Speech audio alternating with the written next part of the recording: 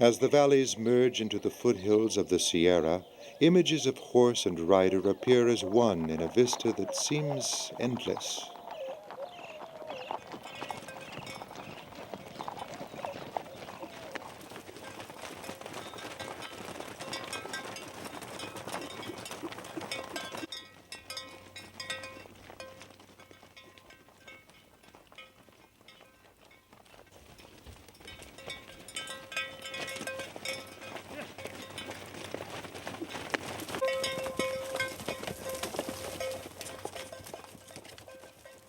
El Caballo, the horse, is an extension of man in his triumph over nature and foe.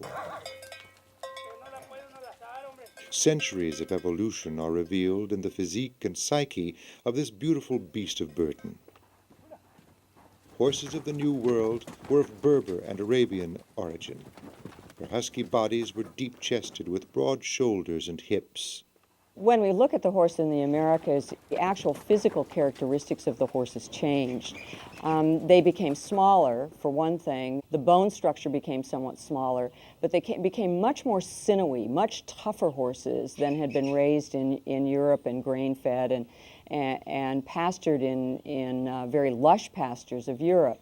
So, in fact, the environment of the Valley of Mexico, and then particularly on the frontier, where great numbers of livestock were being raised, created a horse that we today know as the Mustang and still runs wild in parts of Mexico and parts of the United States. A special skill that has evolved out of ranching is the breaking of wild horses and mules. As in La Charreada, the Mexican equestrian sport, a majority of riders break broncs in a rough-and-tumble way. Nací en la Ciudad de México. I was born in Mexico City, and since I was a boy, as tradition called, I was taught the sport of the charrería, and to be the prototype of the Mexican charro. Y lo que es el prototipo del charro mexicano. Ahora, actualmente, el charro. Today, the charro is in charge of preserving our traditions and folklore, the ways of our ancestors.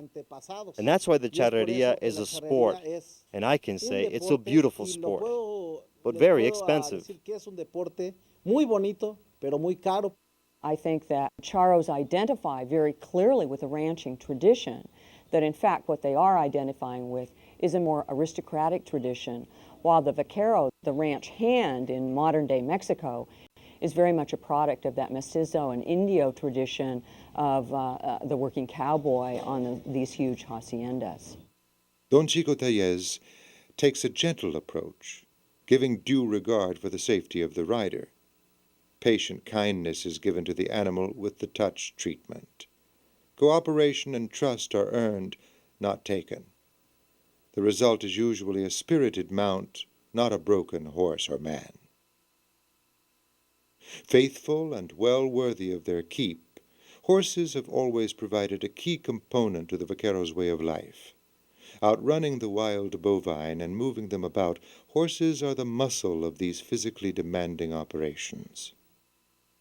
El Caballo still remains as the workhorse of ranching.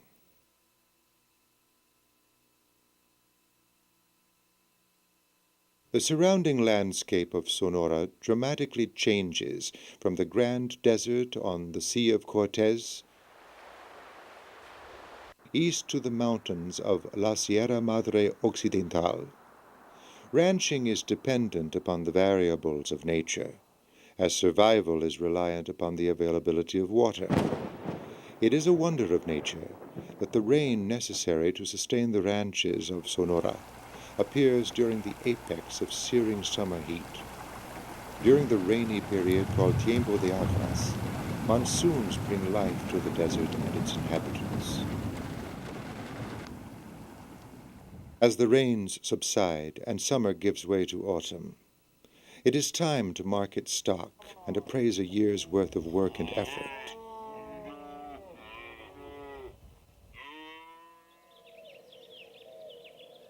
La Corrida, the roundup, is the grand event of the year, when the cattle must be gathered and cured, and vaquero skills are put up and tried.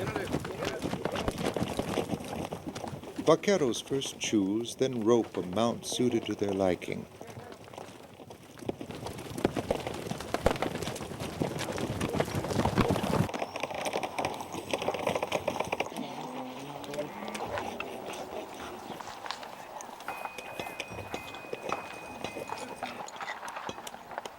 All the necessary adjustments are made.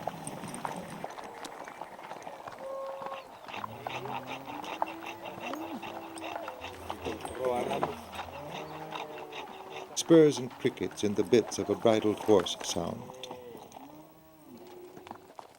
The riders mount and head east to the mesquite forest of the desert.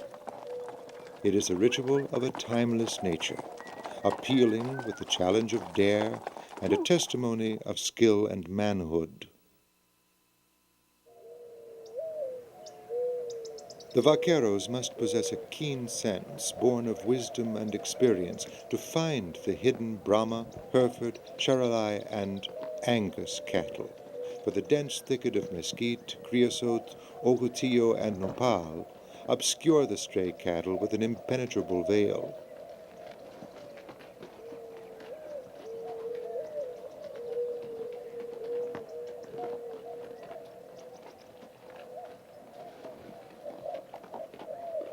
The enormous size of the range makes it an even greater challenge. Some of the animals are unmanageable, running time and again.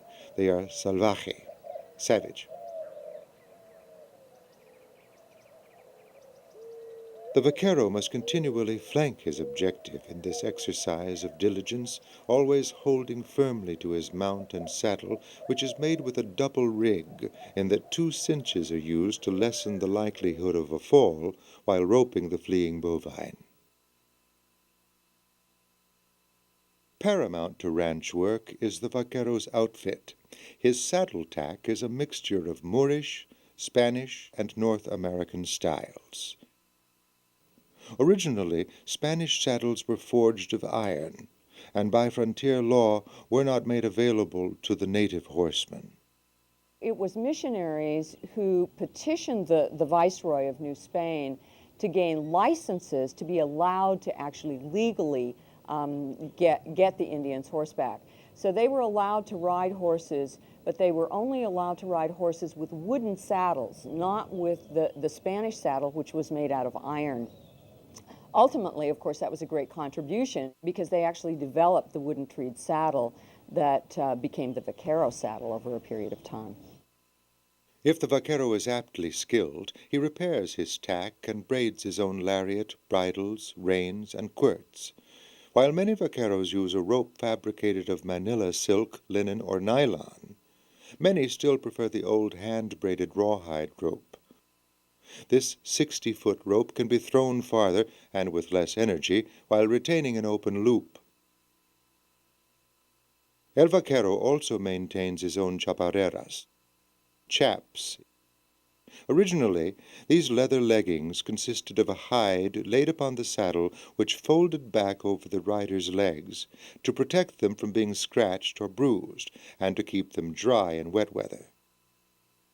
The early leggings created by the native people certainly had some influence on today's style of chaps. They are tight-legged so that the vaqueros are able to wear them while working on foot. Modern spurs are also designed for this purpose.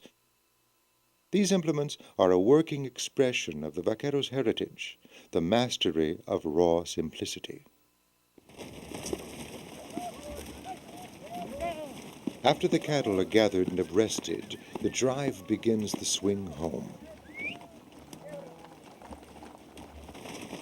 Amidst the pounding hooves, the riders often whistle and sing corridos and ballads of vaquero and revolutionary lore. The two are synonymous. The song glorifies their heroes, the lyrics lament their tragedies.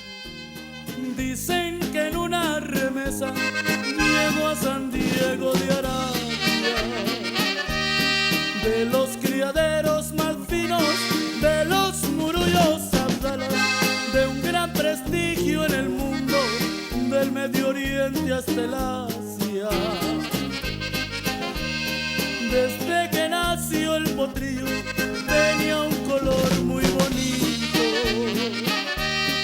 era entre zaino y oscuro, más bien un color retinto. Lo sacaron por Tijuana, lo trajeron a Hermosillo. When the cattle arrive at the ranch, They number well over 1,000 head. Corrals made of oak and mesquite post and railroad ties will contain the herd for now.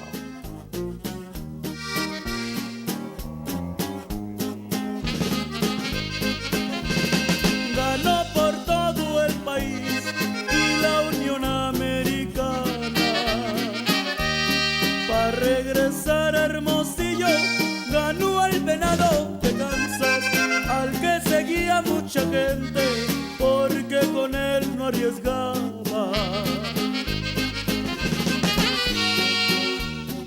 As the workday ends, the vaqueros rest and recompose their spirits. La cocinera, the cook, prepares a meal suited to do just that. Victoria Lopez works throughout the day at cleaning, laundering, and culinary preparation. Pues yo madrugo a trabajar, me levanto a las 4 de la mañana. I am always up early to work. I get up at 4 a.m. I make tortillas, all the kitchen business. Then the vaqueros come to breakfast. Luego ya They vienen eat, los I vaqueros wash a the dishes, desayunar. I clean the kitchen. Ya desayunan, And then lavo los I go home. trastes, alzo la There, cocina, I take care of other y business. ya me voy para la I casa, make hacer otro cheese, negocio, grease with red hacer el chile, queso, y lentil hago soup, and other carne dishes like guisada, con chile calabacitas. colorado, sopa, lentejas, calabacita. Her specialty is comida sonorense, Sonoran food. Derived of Native American and Spanish European culture, it is a unique blend of traditional Sonoran meats, corn, flour, and spices. Very strong, fresh brewed coffee is the vaquero's favorite beverage. Looking toward a hard day ahead, the men retire for the night to a song of another time.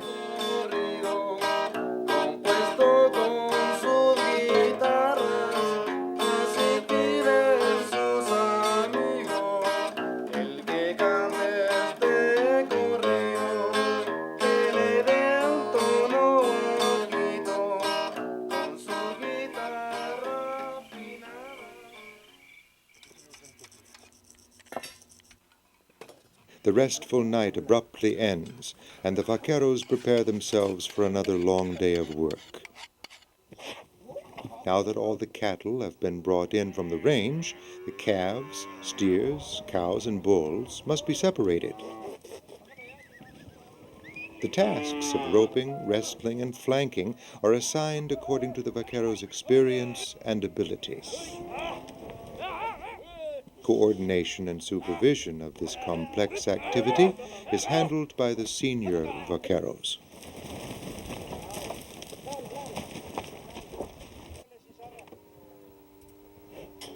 Once the cattle have been divided into the appropriate groupings, they are channeled through a series of treatments. The tick bath contains a chemical solution to kill parasites and several forms of bacteria. For ease of handling, calves and small steers are usually roped in the open corral. The wrestlers flank them, throw them to the ground, and hold them while their legs are tied. The emblem representing the ranch and the family of ownership is branded into the hide of each animal. Vaccinations against various diseases, such as blackleg and malignant edema, are given, for which the regional veterinarian, El Juez de Campo, the cattle inspector, must be present.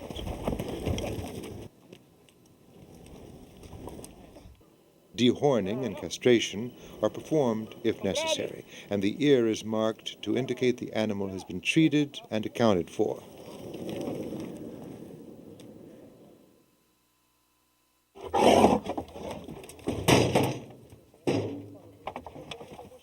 Large cows, steers, and bulls must be handled through the squeeze chute in order to minimize the likelihood of injury to the bovine vaquero and his mount.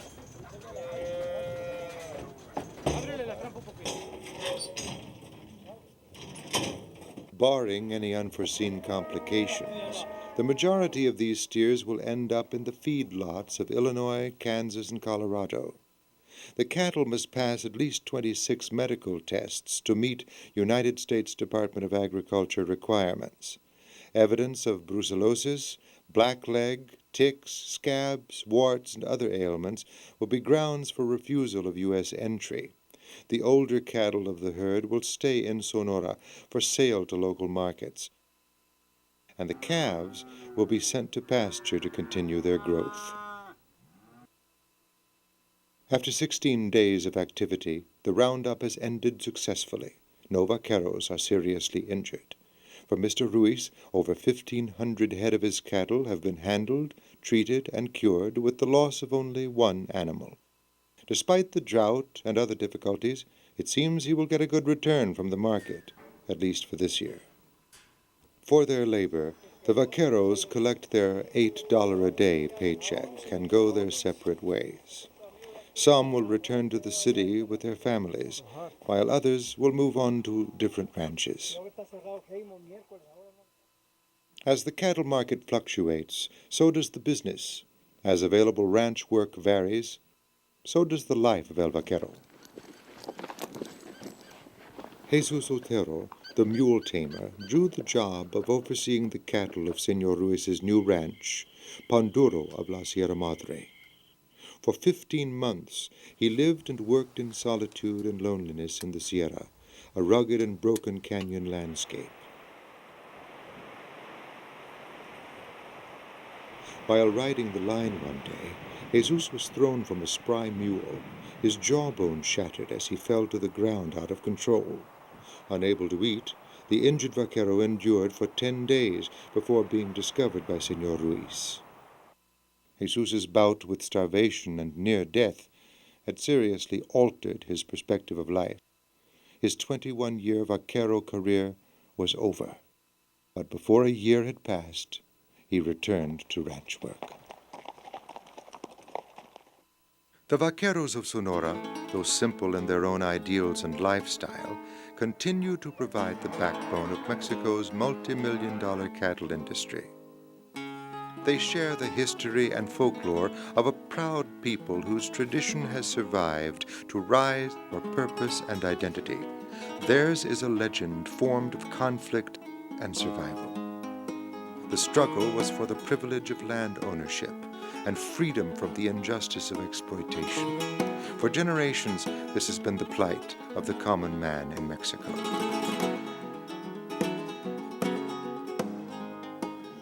Today, a new ballad echoes through the colonial villages and modern cities, throughout the mountains and valleys of Mexico.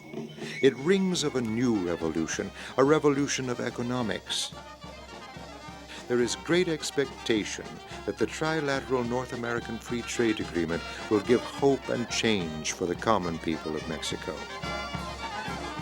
But will it come for some at the expense of others? In spring of 1993, Mexican President Salinas de Gortari and Sonoran Governor Manilo Fabio Beltrones traveled to the Sonoran cities of Hermosillo and Cananea to attend public meetings regarding the state of the economy. The major topic was about the implications of NAFTA, the North American Free Trade Agreement. En esta mesa están representados los At this table, we have the representatives of both, the so-called private and public sectors. Present as well are the leadership and the representatives of the producers of the agricultural and cattle industries of the state of Sonora. That after all, we are Sonorans and Mexicans, and with all of our decision and conviction, we say that what is good for Sonora is good for Mexico. Large numbers of ranchers, farmers, and students were in attendance, eagerly sharing their views. To the worker, the reality of the free trade agreement is nothing more than to find a young man of 22 or 23 disabled by the endless hours of work, because our union leaders have sold out to the corporation's management who abuse the workers without any considerations to our humanity, to our dignity. We have seen that the treaty is always affecting us in different ways. We worry about the fact that there will be more competition because in other countries, farmers are subsidized by their government. While here in Mexico, we, the campesinos, do not have that support. We are preparing for the possibility of approval of the free trade agreement and also for the main conditions of the treaty. It's obvious that the most impact will be on those important states that border the two countries, especially in regards to education. We must take full measure on that issue. If they take away your money, you cannot produce. And when you're not producing, the land is in chaos. The campesino, the farmer, is all but spent. There is hunger in the countryside. It is an age of opportunity. We are in a revolution of economic survival. Modernization will destroy our culture. Only the rich will prosper. NAFTA was ratified in November of 1993. From Chiapas in the south to Sonora in the north, the challenge of reform remains. The modernization of Mexican society within the global economy has dramatically altered the workforce. Educated children are no longer interested in working on ranches, and many skilled workers have migrated to the United States in search of new and better opportunities. Will Mexican history repeat itself with continued strife and turmoil, or will its democracy change the lives of its workers and their families for the better?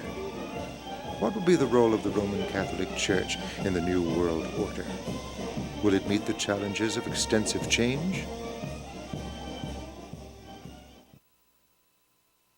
Vaquero culture has become an illustrious part of Mexican and American heritage. Its language, art, music, dance, food, and work transcend barriers and borders and continue to exist as colorful aspects of culture and folklore in Mexico as well as in the United States. Throughout Texas, New Mexico, Arizona, and California, the culture lives on in the celebration of rural tradition.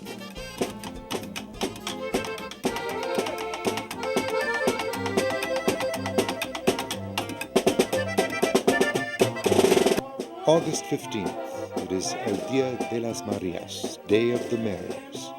Once again, vaqueros and their families celebrate accomplishments and recognize their faith. Sembré un jazmín junto a un rosal en flor. While the vaquero will continue to work toward a better life, his culture remains hopeful. It may be their past which holds the key to their future. Here, El Rancho and El Vaquero are the way, where life is land, and land is life. Vino la primavera y por vez primera floreó el